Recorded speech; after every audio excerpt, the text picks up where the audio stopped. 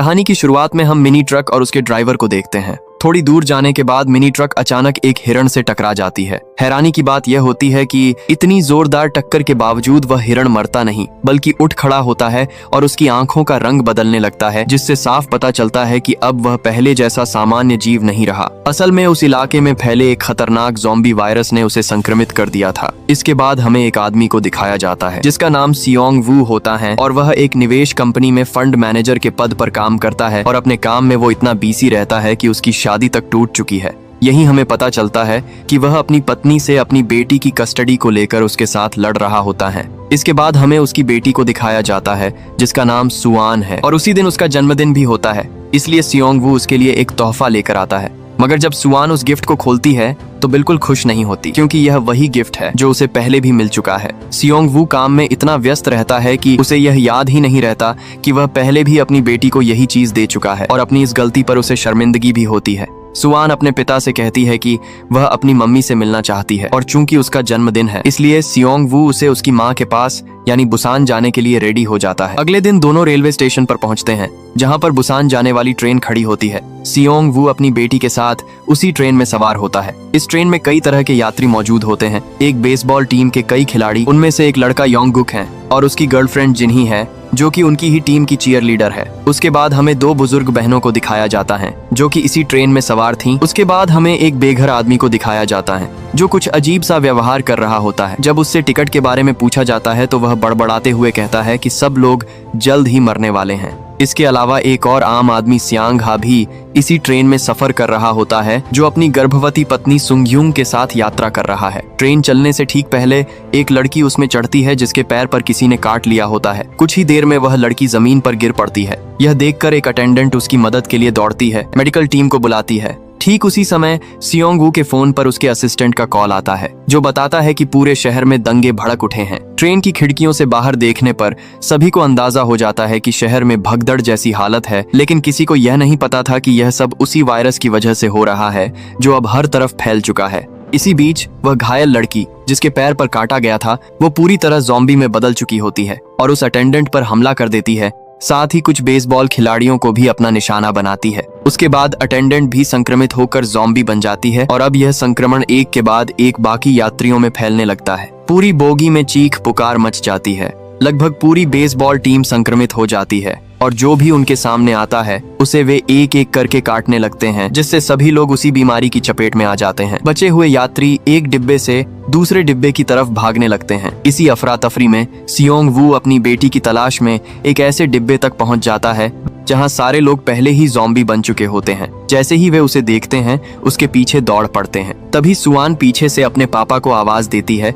और सियोंग वू उसे लेकर वहां से भागता है, जबकि कई ज़ॉम्बी उनका पीछा करने लगते हैं। किसी तरह वह अपनी बेटी को एक सुरक्षित डिब्बे तक पहुंचाने में कामयाब हो जाता है जहां अब भी सभी यात्री सही सलामत होते हैं और वहां पहुंचते ही सियोंग वू फौरन दरवाजा बंद कर देता है। दूसरी तरफ सियांग हा अपनी गर्भवती पत्नी के साथ ज़ॉम्बी से बचाते उसी सुरक्षित डिब्बे के पास पहुंचता है, मगर गेट तो सियोंग वू पहले ही बंद कर चुका होता है। सियांग हा गेट खोलने की गुजारिश करता है और सियोंग वू कुछ पल सोच में पड़ जाता है कि गेट खोले या न खोले, लेकिन ज़ॉम्बी के करीब पहुंचने से पहले ही वह दरवाजा खोल देता है और सियांग हा तथा उसकी पत्नी को अंदर खींच लेता है। इसके बाद सियांग हा सियोंग वू पर गुस्सा हो जाता है क्योंकि थोड़ी सी भी देर होने पर वह और उसकी गर्भवती पत्नी बचकर नहीं आ पाते। इसी दौरान ट्रेन में घोषणा होती है कि अगले स्टेशन पर ट्रेन नहीं रुकेगी, लेकिन योंगगुक नाम का आदमी कैप्टन से बहस करते हुए कहता है कि उन्हें अगले स्टेशन पर जरूर रुकना चाहिए वरना सबकी जान खतरे में पड़ सकती है। मगर ट्रेन के कैप्टन के पास फिलहाल ऐसा कोई ऑर्डर नहीं आया होता। कुछ ही देर में जब ट्रेन अगले स्टेशन से गुजरती है तो नजर आता है कि वहाँ भी बहुत सारे लोग ट्रेन रोकने और उसमें चढ़ने की कोशिश कर रहे हैं, क्योंकि प्लेटफॉर्म पर मौजूद तमाम लोगों पर हमला हो चुका होता है और शहर के हर कोने में वायरस फैल चुका होता है। थोड़ी देर बाद ट्रेन में यह ऐलान होता है कि ट्रेन को अगले स्टेशन पर रोका जाएगा क्योंकि वहां बचे हुए यात्रियों की सुरक्षा के लिए सेना को बुलाया गया है। चूंकि सियोंग वू एक फंड मैनेजर होता है, इसीलिए उसकी कंपनी के बड़े बड़े लोगों के साथ पहचान होती है। वह अपने सीनियर को फोन लगाकर यह पुष्टि करना चाहता है कि क्या अगले स्टेशन पर उतरना सुरक्षित रहेगा। सीनियर बताता है कि जो भी वहां उतरेगा उसे सेना क्वारंटीन कर लेगी, मगर सियोंग वू अपनी बेटी के साथ किसी क्वारंटीन में नहीं जाना चाहता, इसलिए वह किसी और रास्ते की गुजारिश करता है। सीनियर उसे कहता है कि वह मुख्य द्वार से न निकलकर किसी दूसरे गेट से बाहर आए जहां उसके आदमी उसे लेने पहुंच जाएंगे। कुछ देर बाद ट्रेन अगले स्टेशन पर पहुंचकर रुकती है, मगर पूरा स्टेशन बिल्कुल सुनसान नजर आता है। न कोई सैनिक न कोई और इंसान। कुछ यात्री ट्रेन से उतरकर प्लेटफॉर्म पर आगे बढ़ते हैं। तभी योंग गुक कैप्टन से गुजारिश करता है कि यहाँ रुकना खतरनाक हो सकता है, और कैप्टन को भी यह बात सही लगती है क्योंकि वहाँ सेना का कोई नामो निशान तक नहीं दिखता। ज्यादातर यात्री मुख्य द्वार की ओर बढ़ते हैं, मगर सियोंग वू अपनी बेटी के साथ एक अलग रास्ते की तरफ जाता है। हालांकि वहाँ पर वो भिखारी भी आ जाता है क्योंकि उसने सियोंग वू को फोन पर बात करते हुए सुन लिया था। यह देखकर सुआन अपने पापा से कहती है कि उन्हें बाकी लोगों को भी साथ ले जाना चाहिए, लेकिन सियोंग वू जवाब देता है कि उन्हें सिर्फ अपने बारे में सोचना चाहिए। रोते हुए सुआन कहती है कि इसी वजह से उसकी मम्मी भी उन्हें छोड़कर चली गई, क्योंकि वह हमेशा सिर्फ अपने बारे में सोचते हैं। इसी बीच मुख्य द्वार की तरफ बढ़ रहे तमाम यात्रियों को पता चलता है कि वहां तैनात सारे सैनिक पहले ही ज़ॉम्बी बन चुके हैं। इतनी बड़ी तादाद में ज़ॉम्बी देखकर भगदड़ मच जाती है। कुछ लोग संक्रमित हो जाते हैं और बाकी अपनी जान बचाने के लिए इधर उधर भागते हैं। सियोंग वू भी दूसरे गेट की तरफ दौड़ता है, मगर वहाँ भी कोई मदद के लिए नहीं आता, बल्कि वहाँ तैनात सैनिक भी ज़ॉम्बी में तब्दील हो चुके होते हैं। सियोंग वू तेजी से अपनी बेटी के पास पहुंचता है। तभी उसके पीछे एक ज़ॉम्बी आ जाता है और लगभग उसे काट ही लेने वाला होता है कि तभी सियांग हा बीच में आकर उसे बचा लेता है। इसके बाद बचे हुए यात्री प्लेटफॉर्म से बाहर निकलकर गेट बंद कर देते हैं ताकि कोई ज़ॉम्बी बाहर न आ सके, मगर वह गेट ज्यादा देर तक टिक नहीं पाता। सभी वापस भागकर ट्रेन में सवार होने की कोशिश करते हैं। तभी कुछ लोग गलती से गलत गेट खोल देते हैं और ट्रेन के अंदर से भी कई ज़ॉम्बी बाहर निकल आते हैं। भागते हुए लोग अपनी जान बचाने के लिए किसी तरह एक कंपार्टमेंट में पहुंच जाते हैं। यहाँ वे दोनों बुजुर्ग बहनें भी ट्रेन के बाहर रह जाती हैं। तभी अटेंडेंट एक बहन को दूसरे डिब्बे में ले जाती है और दूसरी बहन को वो गर्भवती औरत सुआन के साथ दूसरे अलग डिब्बे में चढ़ जाती है। तभी उनके साथ वो भिखारी भी उसी डिब्बे में चढ़ जाता है, पर ये लोग जिस डिब्बे में चढ़े होते हैं उस डिब्बे में बहुत सारे ज़ॉम्बीज होते हैं और ज़ॉम्बीज से बचने के लिए वो लोग डरकर सब टॉयलेट में छुप जाते हैं। इसी दौरान योंग सूक कैप्टन को पकड़कर पूछता है कि आखिर वे किसका इंतजार कर रहे हैं। तभी जिन ही बोलती है कि उसके दोस्त अभी भी प्लेटफॉर्म पर ही हैं और उन्हें आने देना चाहिए। इसके बावजूद योंग सूक, जो बेहद स्वार्थी स्वभाव का होता है, अटेंडेंट से कहकर ट्रेन को चलवा देता है। दूसरी तरफ सियांग हा बाकी लोगों के साथ मिलकर गेट को कसकर पकड़े रहता है ताकि कोई ज़ॉम्बी बाहर ना आ सके, मगर जब वह गेट टूटने ही वाला होता है तो सभी वहां से भागने लगते हैं। भागते भागते योंग गुक के दोनों दोस्त संक्रमित हो जाते हैं। सियांग हा और सियोंग वू किसी तरह ट्रेन की तरफ दौड़ते हैं, लेकिन तब तक ट्रेन चल पड़ी होती है और उनके पीछे बहुत सारे ज़ॉम्बी दौड़ रहे होते हैं। जान बचाने के लिए ये तीनों एक खाली कंपार्टमेंट में जा छिपते हैं। ट्रेन में सवार होने के बाद योंग गुक अपनी दोस्त जिन्ही को फोन करके बताता है कि उनके सभी दोस्त संक्रमित हो चुके हैं और अब बचे हुए कुछ लोग एक खास कंपार्टमेंट में हैं, वे भी वहीं पहुंच रहे हैं। इसके बाद सियांग हा अपनी पत्नी को फोन लगाता है, मगर कॉल सुआन उठाती है और बताती है कि वे लोग जिस डिब्बे में सवार हुए थे वहां ज़ॉम्बी घुस आए हैं और सब टॉयलेट में छुपकर बचे हुए हैं। वह बताती है कि वे कंपार्टमेंट नंबर 13 में हैं, जबकि सियांग हा और बाकी लोग कंपार्टमेंट नंबर 9 में मौजूद हैं। अब उन तक पहुंचने के लिए इन्हें 4 अलग अलग डिब्बों को पार करके आगे बढ़ना होगा, इसलिए यह लोग ज़ॉम्बी से लड़ने के लिए तैयारी करते हैं और थोड़ी देर बाद आगे बढ़ने लगते हैं। पहले कंपार्टमेंट में वे भरपूर जोश के साथ लड़ते हुए रास्ता बना लेते हैं। अगले डिब्बे में पहुंचते ही उन्हें पता चलता है कि यहाँ तो पूरी बेसबॉल टीम है जो कि पूरी ज़ॉम्बी बन चुकी होती है। योंग गुक अपने दोस्तों को ज़ॉम्बी बना देखकर सदमे में आ जाता है, मगर सियांग हा और बाकी लोग लड़ने की तैयारी में लग जाते हैं। तभी अचानक एक सुरंग आ जाती है जिससे ट्रेन के अंदर पूरी तरह अंधेरा छा जाता है। इसी अंधेरे का फायदा उठाकर वे नोटिस करते हैं कि ज़ॉम्बी अंधेरे में देख नहीं पाते, इसलिए बिना लड़े चुपचाप निकल जाना ही समझदारी है। वे इसी तरकीब से बिना किसी झड़प के अगला डिब्बा पार कर लेते हैं। इसके बाद वाले कंपार्टमेंट को पार करने के लिए सियोंग वू एक तरकीब सोचता है। वह किसी का मोबाइल फोन उठाकर ज़ॉम्बीज के बीच फेंक देता है और अपने फोन से उस पर कॉल करता है। जैसे ही फोन की घंटी बजती है, सारे ज़ॉम्बी उसी आवाज की तरफ भागते हैं और जैसे ही अगली सुरंग आते ही अंधेरा होता है, ये लोग चुपके से दूसरी तरफ से निकल जाते हैं। सियोंग वू अपनी बेटी से मिलकर बेहद खुश होता है और सियांग हा भी अपनी पत्नी को देखकर राहत महसूस करता है। मगर बाकी बचे लोगों तक पहुंचने से ठीक पहले सुरंग खत्म हो जाती है और ज़ॉम्बी उन्हें देख लेते हैं, जिससे वे सब टॉयलेट के अंदर चले जाते हैं। तभी उन्हें पता चलता है कि अगली सुरंग 3 मिनट बाद आएगी और उसी अंधेरे का इस्तेमाल करके अगला डिब्बा पार करना होगा। इसी बीच योंग गुक अपनी दोस्त को फोन करके बताता है कि वे लोग आ रहे हैं और अपने डिब्बे का गेट खुला रखने को कहता है। जिन्ही बेहद खुश होकर सबको बताती है कि उसके दोस्त आ रहे हैं, इसलिए उन्हें गेट खोलकर रखना चाहिए, मगर योंग सूक साफ मना कर देता है। उसका कहना था कि इस बात की क्या गारंटी है कि वे लोग संक्रमित नहीं हुए, और अगर वे संक्रमित निकले तो सबकी जान खतरे में पड़ जाएगी, इसलिए गेट नहीं खोलना चाहिए। बाकी यात्री भी उसकी बात मान लेते हैं और गेट खोलने से इनकार कर देते हैं। ठीक उसी वक्त अगली सुरंग आती है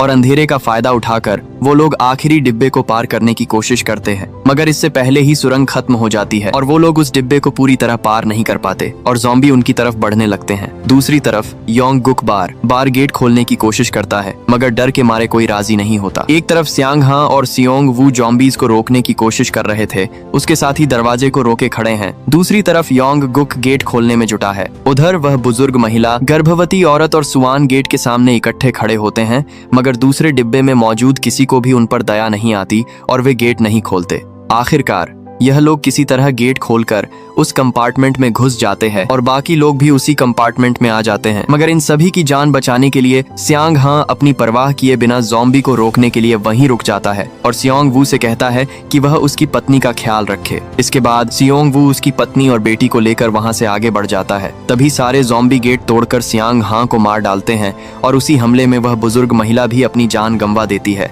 दूसरे कंपार्टमेंट में पहुंचकर सियोंग वू योंग सूक पर बुरी तरह भड़क उठता है और कहता है कि अगर उसने सही वक्त पर गेट खोल दिया होता तो आज सियांग हा और वह बुजुर्ग महिला दोनों जिंदा होते। मगर योंग सूक को इसका कोई अफसोस नहीं होता, उल्टा वह बाकी यात्रियों को यह कहकर भड़काता है कि जो लोग ज़ॉम्बी के करीब रह चुके हैं वे भी संक्रमित हो सकते हैं, इसलिए उन्हें साथ नहीं रखना चाहिए बल्कि किसी और कंपार्टमेंट में भेज देना चाहिए। बाकी यात्री भी उसकी हाँ में हाँ मिलाते हैं और उन्हें वहां से जाने को कहते हैं। अपनी बहन को ज़ॉम्बी बना देख वो महिला सदमे में चली जाती हैं और तभी सियोंग वू गुस्से में उन सब के साथ दूसरे डिब्बे में चला जाता है और जिन्ही भी उनके साथ चली जाती है। इन सब के जाने के बाद बाकी लोग अपने डिब्बे का गेट अच्छे से बंद कर देते हैं ताकि कोई अंदर न घुस सके।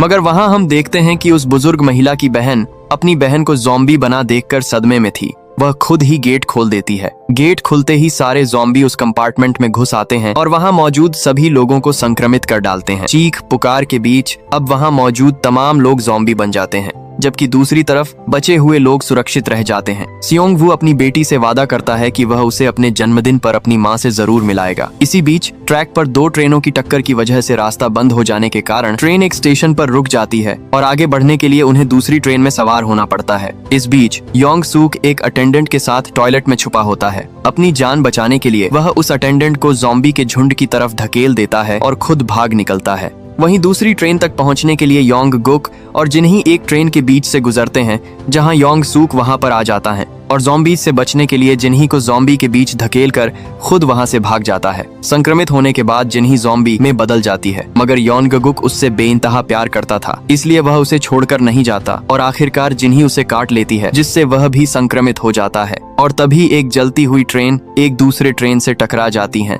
जिसकी वजह से सियोंग वू वो गर्भवती महिला और सुआन भरी हुई ट्रेन के नीचे फंस जाते हैं। ठीक उसी वक्त कैप्टन पास वाली ट्रेन तक पहुंच जाता है और योंग सूक की मदद करने के लिए उतरता है, मगर स्वार्थी योंग सूक कैप्टन को भी ज़ॉम्बी के बीच धकेल देता है। इधर सियोंग वू खुद को ट्रेन के नीचे से निकालने की जद्दोजहद कर रहा होता है कि तभी वह भिखारी बाकी ज़ॉम्बी को एक तरफ रोके रखता है, जिससे सियोंग वू उस गर्भवती महिला और अपनी बेटी को लेकर बाहर निकल आता है, जबकि वह भिखारी सबकी जान बचाने के लिए वहीं रुक जाता है। इसके बाद सियोंग वू, सुंगयुंग और सुआन दौड़ती हुई ट्रेन के पीछे भागते हैं और उनके पीछे बहुत सारे ज़ॉम्बी भी दौड़ रहे होते हैं। इतने सारे ज़ॉम्बी के पीछा करने के बावजूद वे हिम्मत नहीं हारते और किसी तरह चलती ट्रेन पर सवार हो जाते हैं। पीछे लगे कुछ ज़ॉम्बी भी ट्रेन से लटक जाते हैं, जिससे ट्रेन की रफ्तार धीमी पड़ जाती है, मगर सियोंग वू किसी तरह उनकी पकड़ छुड़ाकर ट्रेन को आगे बढ़ने देता है। जब सियोंग वू आगे इंजन की तरफ बढ़ता है तो देखता है कि इंजन ड्राइवर की जगह योंग सूक बैठा है और वह भी संक्रमित हो चुका होता है। हालांकि वह अभी पूरी तरह ज़ॉम्बी नहीं बना होता,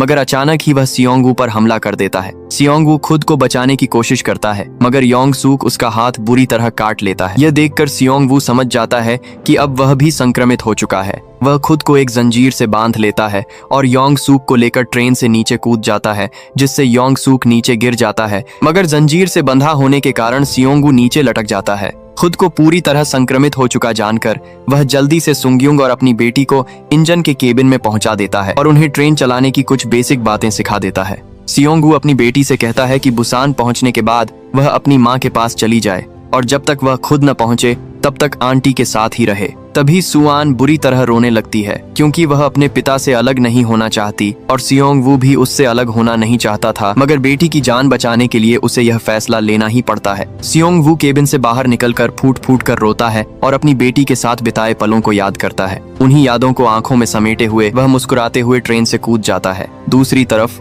सुआन बेइंतहा रोती रहती है। कुछ ही देर बाद ट्रेन बुसान स्टेशन पहुंच जाती है, जहां सुंगयुंग और सुआन उतरकर एक सुरंग से होते हुए आगे बढ़ते हैं, जहां बहुत सारे सैनिक तैनात होते हैं। उन्हें देखकर सैनिक समझ नहीं पाते कि ये दोनों सामान्य इंसान हैं या संक्रमित जॉम्बी, इसलिए वे गोली चलाने का फैसला कर लेते हैं। जैसे ही वे गोली चलाने ही वाले होते हैं, तभी सुआन वही गीत गाने लगती है जो वह अपने पापा को सुनाने वाली थी। यह सुनकर सैनिकों को यकीन हो जाता है कि ये दोनों सामान्य इंसान हैं और वे उन्हें सुरक्षित बचा लेते हैं। और इसी सीन के साथ ये कहानी यहाँ पर ही खत्म हो जाती है। तो दोस्तों, उम्मीद है कि आपको ये कहानी पसंद आई होगी। अगर आपको ये वीडियो अच्छा लगा हो तो वीडियो को लाइक करें और ऐसे ही मजेदार कहानी देखने के लिए हमारी चैनल को सब्सक्राइब जरूर करें।